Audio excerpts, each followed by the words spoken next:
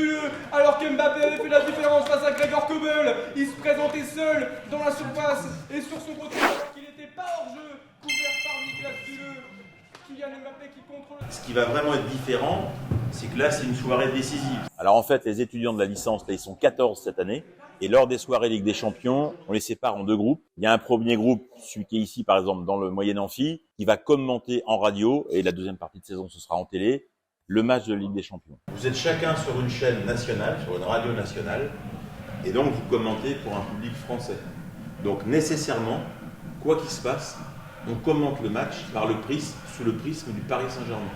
Non, je suis stressée à la fois pour le commentaire et pour le fait que ça soit Paris. C'est un match décisif. Donc je suis très stressée, mais aussi j'aime pas trop l'exercice du commentaire.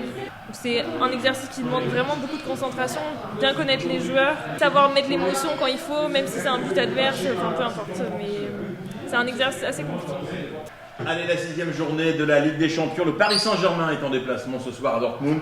Les Parisiens jouent leur qualification pour les 8e de finale de la compétition. Le match vient de démarrer, Alexis. Toujours 0-0 après 20 secondes de jeu. Première situation parisienne avec Niklas Duleux qui vient concéder la touche, ballon dans les mains. Ce qui est plus difficile pour eux, c'est de se mettre à la place de l'auditeur. Eux, les étudiants qui vont commenter en radio, c'est les yeux et les oreilles de l'auditeur. Et souvent, les étudiants, ils ont un peu de mal parce que comme ils voient le match, eux, tout va bien pour eux.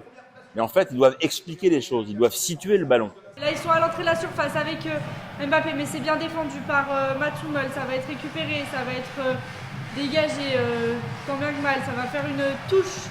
On fait des petites interventions parce que quand on n'est pas sûr, il vaut mieux rendre l'antenne plutôt que bégayer ou avoir un blanc. Parce que l'auditeur, enfin ceux qui nous écoutent à la radio, n'est pas censé avoir de blanc. Donc pour l'instant, ça va. Il faut coller au ballon. Plus on se rapproche du but, plus le ton doit être un peu rapide, plus la description elle doit être clinique. Parce que si on commence à faire des phrases, le ballon est de l'autre côté, on a raté l'action, on est mort, on est hors jeu, quoi. Mbappé en profondeur vers Kolo Muani dans les 30 mètres allemands. Kolo Muani qui a évité Matsumas. Kolo Muani, le poteau, non, c'est manqué pour Randal. Kolo Muani, il a tenté la petite déviation extérieure pied droit.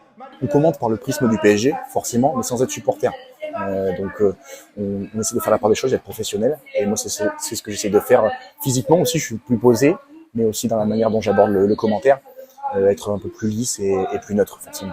Je note au fur et à mesure du match des actions importantes pour pouvoir angler ma prochaine intervention. Les tirs cadrés aussi, parce que c'est un début de match très animé offensivement pour Paris.